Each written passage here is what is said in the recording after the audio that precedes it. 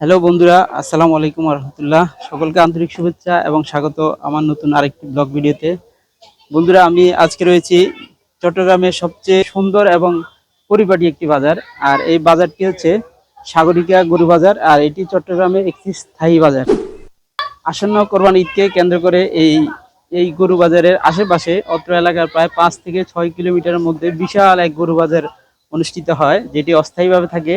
তবে আমি এখন যেটিতে দাঁড়িয়ে আছি এটি হচ্ছে সাগরিকা গরু বাজার। এটি এক চট্টগ্রামের স্থায়ী এবং যেটি সব সময় এই গরু বাজারটি এখানে গরুর বেচা কিনা হয়।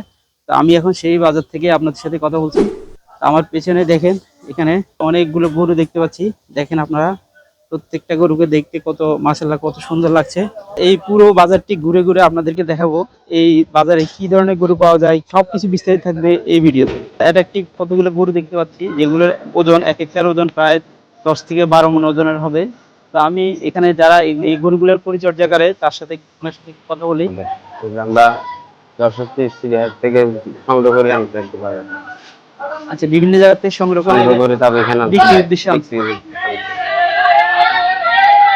শুনতে পেলেন, এই গরুগুলো আসলে ওনারা যশোর, রাজশাহী বা বিভিন্ন জায়গা থেকে এই গরুগুলো সংগ্রহ করে এখানে বিক্রির উদ্দেশ্যে এনেছে। আর এক একটা গরু ওজন প্রায় 8 থেকে 10 মণ বা 12 মণ এরকম ওজনের হবে। আর দেখেন প্রত্যেকটা গরুকে দেখতে কত মাশাআল্লাহ কত সুন্দর লাগছে, এটি খুব মায়া লাগে। আর সাধারণত যে গরুগুলোকে দেখতে মায়া লাগে এগুলো দিয়ে কোরবানির উদ্দেশ্যে আসলে এই গরুগুলোকে নেওয়া হয়।